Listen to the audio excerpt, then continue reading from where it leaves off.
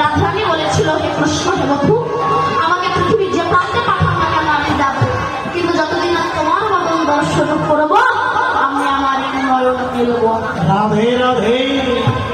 মাত্র কিনা জানে না, সবাইকে ডাক দিলে নাই, কে কোথায় আছো দেখে যাও, আমার মেয়ে অন্ধ। যেই বলেছে যশোদা ভাবছিল আমি রাধাকে দেখতে যাব, কিন্তু কৃষ্ণকে নিয়ে যাওয়া যাবে কেন?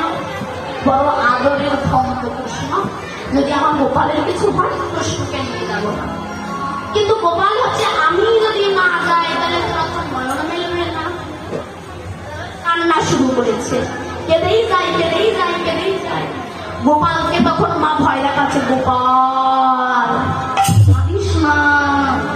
গোপাল তখন বলছে, মা তুমি কাকে ভয় দেখাও? যার ভয় জগৎ করে তুমি তাকেই ভয় দেখাচ্ছ। কিছুতেই কান্না থামাচ্ছে না। দেখবে মায়েরা যখন সন্তানদেরকে ভালোবেসে করে নেয় তার একটা ডিজাইন থাকে না, ঈশ্বর মা এসো, মা এসো, বাবা এসো। কিন্তু যখন একটা মেয়েকে এনে করে নিয়ে গিয়ে দাঁড়িয়েছে রাধার কুঞ্জে, রাধার কাছে এসে দাঁড়িয়েছে, কিন্তু গোপালকে কোন থেকে নামতে দিচ্ছে না। কেন? গোপালের যদি কিছু হয়ে যায়। গোপাল ভাবছে আমি যদি না যাই রাধা তো নয়ন মেলবে না।